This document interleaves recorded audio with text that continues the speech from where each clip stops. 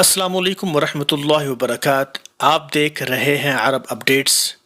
سعودی عرب کے حوالے سے خبر شامل کرتے ہیں، اور یہ خبر عمرہ کے حوالے سے ہے کہ عمرہ ایک ایسی عبادت ہے جو نہ صرف آپ کے سابقہ گناہ مٹاتی ہے بلکہ آئندہ گناہ نہ کرنے کی بھی ہمت پیدا کرتی ہے۔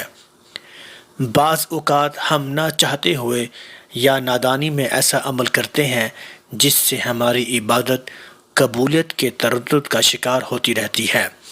عمرہ ایک عظیم عمل اور سعادت ہے۔ اگر عبادت کرتے وقت اس کے شرائط پر عمل نہ کریں تو ایسا عمل کرنا نہ کرنے کے برابر ہوتا ہے۔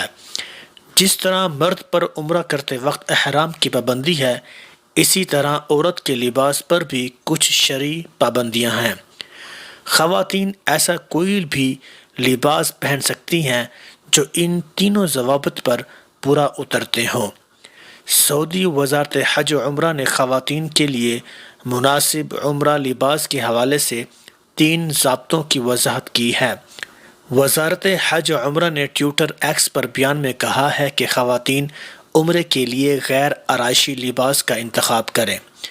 عورتیں ایسا لباس پہننے سے گریز کریں جس سے آرائش نمایاں نہ ہو۔ لباس ڈھیلا ہونا چاہیے، نہ کہ لباس تنگ ہو، اور ایسا لباس ہو جو جسم کے کسی حصے کو ظاہر نہ کرتا ہو۔ وزارت حج و عمرہ کا کہنا ہے کہ خواتین عمرے کے لیے مسجد الحرام آتے وقت ایسا کوئی بھی لباس پہن سکتی ہیں جو تینوں ضوابط پر پورا اترتے ہوں۔ اللہ سے دعا ہے کہ اللہ پاک ہماری تمام عبادات کو قبول فرمائے۔ تو آج کی اپڈیٹ کے لیے اتنا ہی، دعاؤں میں یاد رکھیے گا۔ السلام علیکم ورحمۃ اللہ وبرکاتہ۔